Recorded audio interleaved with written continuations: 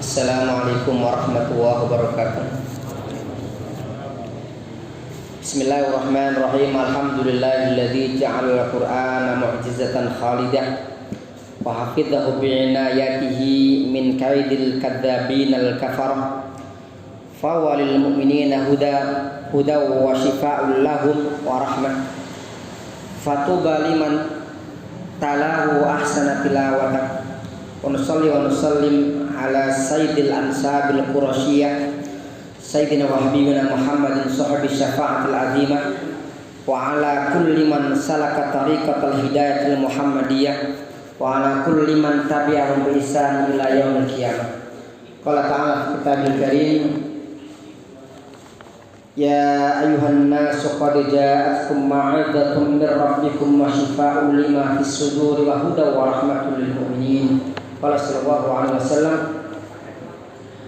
khairukum man ta'allama al-Qur'ana wa 'allamahu, wa qala fi haditsin akhar, man shama ramadhana imanan wa ihtisaban ghufira lahu ma taqaddama min dhanbi amma ba'du.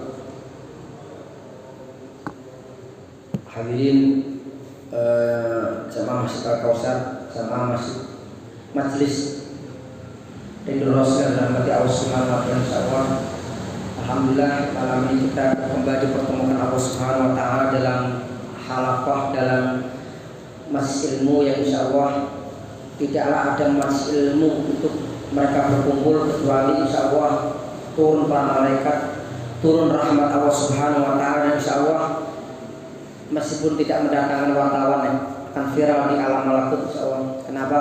Allah Subhanahu wa taala akan menceritakan ini kepada mereka yang ada di alam sana.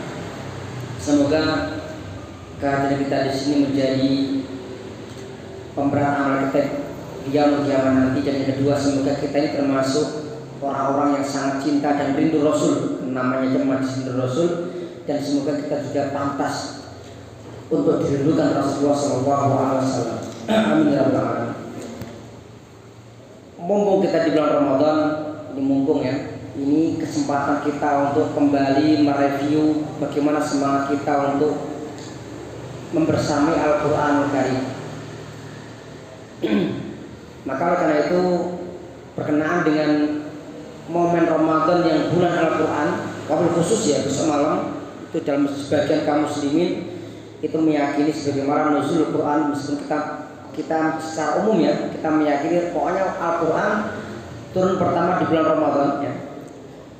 Ala kulli hal, dengan Ramadan bulan Al-Qur'an ini, mari saya akan mengajak saya pribadi dengan semuanya untuk mencoba melihat bagaimana semangat para ulama salafun saleh, ulama-ulama kita terdahulu yang mereka meninggalkan legasi luar biasa, legasi semangat dalam membersamai Al-Qur'an. Dan saya akan mengambil tema as-salafun wal Qur'an fi Ramadan, para salaf-salaf kita dan Al-Qur'an di bulan Ramadan. Kita akan memotret bagaimana ulama dulu, kira-kira kita posnya di mana. Kalau kita masuk orang, mari kita berusaha mendekati ya kebiasaan mereka, meskipun sepertinya susah, tetapi paling tidak kita ada semangat mendekati itu. Bagaimana semangat mereka? Poin yang pertama, ketika datang bulan Ramadan, maka kesibukan para ulama itu mereka kebanyakan adalah membaca Al-Qur'an Karim. Maka kami akan kutipkan sebagian informasi terkait yang dilaksanakan para sahabat, para ulama dulu ya. Sebagaimana disebutkan Ibnu Rajab Al-Hambali, beliau menulis dalam kitab Lataiful Ma'arif, beliau mengatakan, yukthiruna min tilawatil Qur'an fi Ramadan fi sholati wa fi ghairi sholat. Jadi ulama dulu mereka di bulan Ramadan mereka memperbanyak membaca Al-Qur'an baik di waktu sholat atau di luar waktu sholat. Itu kebiasaan mereka. Kemudian sebagian mereka menghatamkan Quran dalam qiyam Ramadan, ada yang menghatamkan setiap tiga hari sekali, ada yang menghatamkan setiap 7 hari sekali, ada setiap 10 hari sekali. Kalau 10 hari sekali berarti sehari 3 juz ya. Kalau 7 hari sekali berarti sehari rata-rata sekitar 4 juz kurang lebih. Kemudian wakana Qatadah yaktim fi kulli sab'in daiman wa fi kulli Ramadan fi kulli salat. Qatadah, seorang ulama Qatadah namanya, beliau menghatamkan Quran setiap 7 hari di bulan Ramadan itu setiap 3 hari. Di sehari 10 juz. Ini yang beberapa kaum muslimin ada yang mencoba mempraktekkan sehari 10 juz. Kenapa itu susah ya? Kenapa? Kalau tidak terbiasa susah. Tapi bagi mereka sudah biasa, itu hal yang biasa. Ada seorang kiai, dia bahkan sampai menerima tamu pun dia sambil merojaah. Itu ada. Kemudian lanjutan. Wafil asil awakhir kulla laila. Di kota itu ketika Ramadan 3 hari sekali hatam. Itu sampai tanggal 20 Ramadan. Dan kemudian 10 hari yang terakhir kota ini hatam setiap semalam hatam. Beliau hatamkan. Ini kota. Kemudian wa kana aswad yaqra'ul Qur'an fi kulli lailataini fi Ramadan. Al-Aswad ya. Beliau membaca Al-Quran setiap 2 malam di bulan Ramadan. Dua hari selesai. Ini Al-Aswad. Lanjut poin yang ketiga. Wa kana Zuhri idza dakhala Ramadan qala. Zuhri ketika Az-Zuhri ulama hadis ya. Az-Zuhri ulama hadis, beliau pernah ditanya, ini kan pintar ya. Dia tuh menghafal hadis, ribuan hadis, dibolak-balik sanadnya bisa memberikan tashrih. Oh ini yang benar yang ini. Saking hafalnya luar biasa, ribuan hadis. Az-Zuhri itu pernah ditanya, wahai Mas Zuhri, apa yang menyebabkan Anda bisa menjadi ulama besar yang bisa menghafal ribuan hadis seperti itu? Anda seperti menghafal di luar kepala. Bedanya sama kita, Az-Zuhri ngelotok hafal, kita ini ngelotok hilang. Bedanya. Beliau mengatakan qala innama huwa tilawatul Qur'an wa it'amut ta'am. Kata Az-Zuhri, beliau mendefinisikan Ramadan itu 2. 1 baca Quran, 2 memberikan makan berbuka. Itu kata Az-Zuhri. Dan beliau ini ditanya, apa yang menyebabkan Anda itu hafal hadis luar biasa itu? Beliau mengatakan karena saya setiap hari selalu mengkonsumsi madu. Maka saya sempat sering menyampaikan roset-roset ya. Rumah yang sehat, rumah yang di dalamnya ada madunya. Ini madu yang diminum ya. Kemudian berikutnya yang keempat. Waruya an Imam Malik innahu kana idza dakhala Ramadan. Imam Malik atau pendiri mazhab Maliki, beliau ketika setiap masuk Ramadan apa yang beliau lakukan? 1. Taraka qira'atul hadis wa mujalasat ahli ilmi.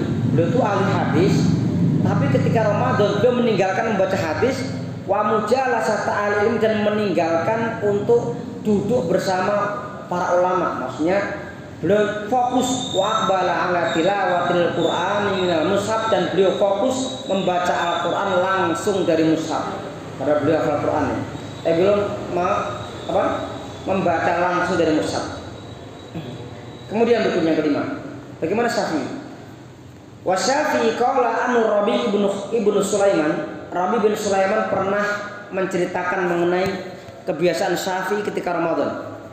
Maka dikatakan Syafi'i kana yahtimu fi syahri Ramadan 60 khatmatan.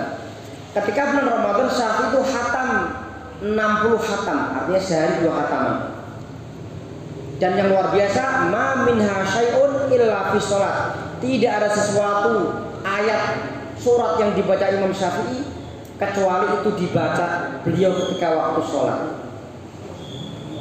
Kita nggak bisa bayangkan ya, sehari jangankan hatam 2 kali, hatam sekalipun kita nggak bisa bayangkan bagaimana bacanya. Ini 2 kali hatam dan sebulan 60 kali hatam itu Imam Muhammad bin Idris Syafi'i. Tapi kita nggak usah heran. Kenapa? Ada sebuah kisah. Suatu ketika Asy-Syafi'i ini pernah ada seorang anak putranya Ahmad bin Hanbal suatu ketika minta izin kepada ayahnya supaya Imam Syafi'i malam itu menginap di rumah Ahmad bin Hanbal. Dan saat itu Imam Ahmad menyetujui, ya silakan, kalau mau tidur sini silakan.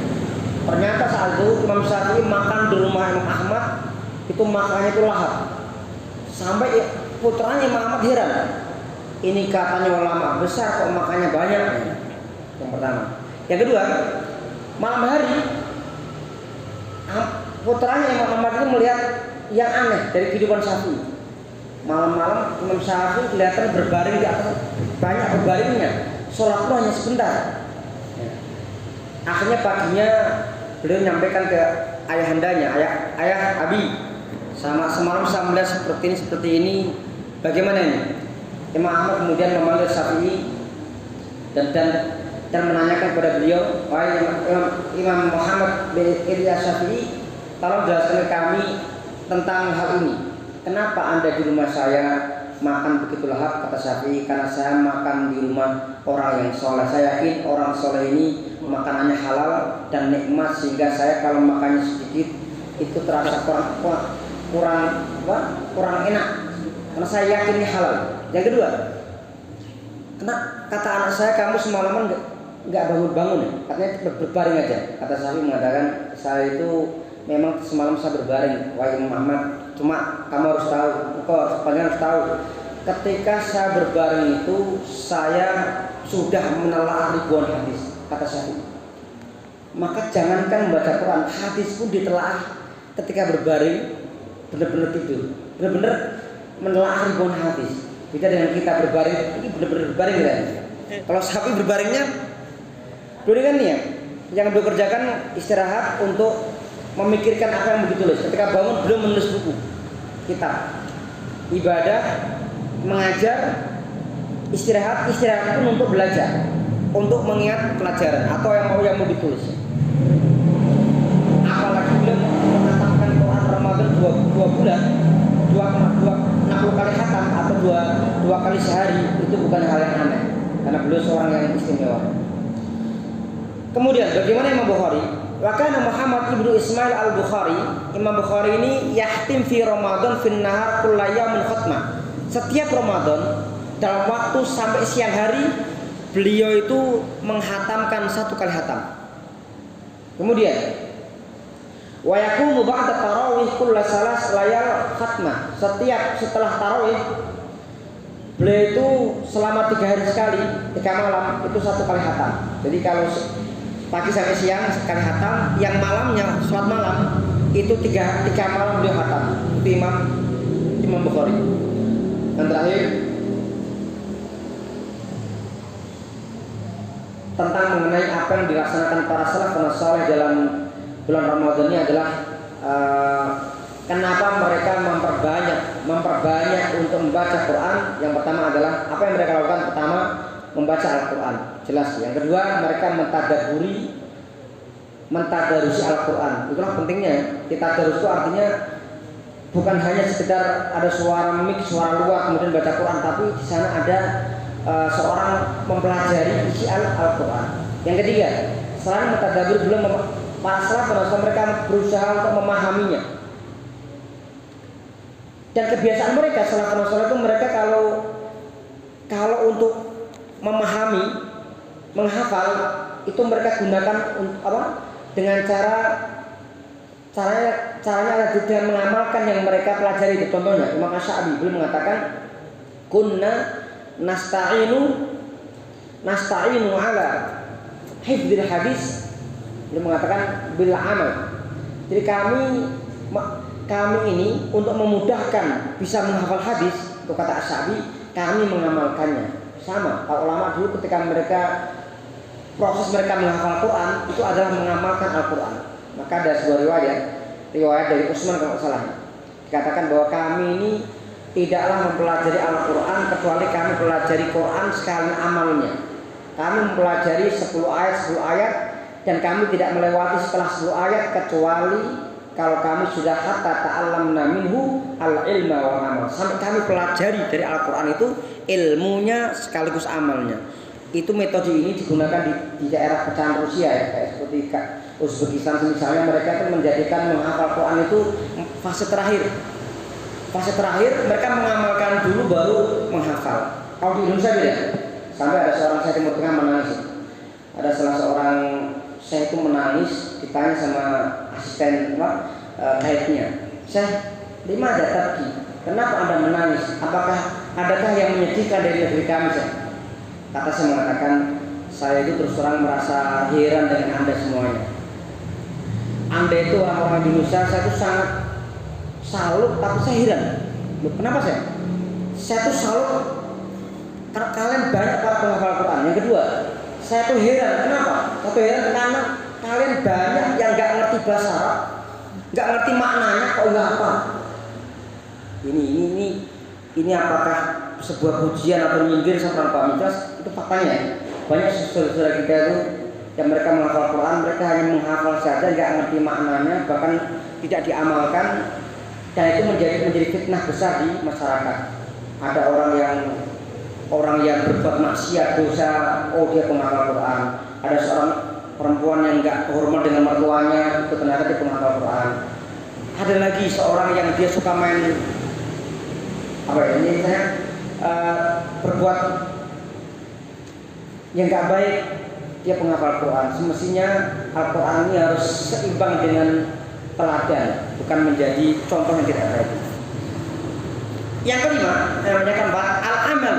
Mereka para salafun saleh mereka mengamalkan yang mereka lakukan. Yang terakhir, yang kelima, kanu yatahiduna min syahr Ramadan fursatan limudarasatil Quran. Mereka menjadikan Ramadan itu satu bulan untuk mudarasah Al-Quran, mendalami Al-Quran. Dan berikutnya wa ma'rifah akhlaqi wa tadabbur ahkami, dan mengetahui akhlak Al-Quran dan mempelajari hukum-hukum Al-Quran. Itulah pentingnya dalam Ramadan tadarus Al-Quran ini disempurnakan dengan bagaimana mengetahui akhlak atau kandungan akhlak yang dalam Al-Quran tadi, termasuk bagaimana mentadaburi, mengetahui hukum-hukum dalam Al-Quran. Maka saya teringat dulu ketika di pesantren itu, meskipun ini juga dalam tanda kutip ada catatannya, itu selama 1 bulan itu kita menghatamkan. Jadi ada semacam kayak khataman tafsir Jalalain, habis subuh Jalalain, habis asar Jalalain, habis maghrib nanti dulu ya, habis isya Jalalain. Jadi 3 kali sehari Jalalain. Itu sampai dalam waktu sebulan itu khatam. Itu dalam rangka mungkin maksudnya adalah bagaimana untuk kita ini mempelajari makna dan isinya. Cuma jadi masalah kadang Pak Kiai itu kadang memberikan makna gandul itu cepat sekali, sampai kemudian yang mendengarkan itu saking cepatnya nggak bisa mengimbangi. Ada banyak yang tidur. Banyak kejadian ketika ngaji pondok itu kan ngaji pagi, ngaji siang, ngaji malam, ngaji sampai ada santri yang ditinggal tidur, dia masih di musola tidur di masjid, yang lain sudah masuk kamar. Kenapa? Dia nggak pernah menekan kantuknya. Semoga yang hadir di sini tidak ada yang tidur, karena suara saya keras ya. Kalau suara saya keras masih tidur, berarti kemungkinannya memang kecapean sekali. Demikian, semoga kita semangat mumpung bulan Ramadan. Mari kita masih ada sisa waktu ya, 15 hari yang kedua, kita semangatkan, gelorakan semangat kita untuk mempersiapkan Al-Quran. Yang kemarin separuh pertama Ramadan kita hanya misalkan per hari kita tilawah hanya rata-rata 1 juz, maka kita tingkatkan nanti 2 juz. Yang kemarin 2 juz kita tingkatkan 3 juz. Pokoknya ada peningkatan di separuh yang kedua. Demikian. Assalamualaikum warahmatullahi wabarakatuh.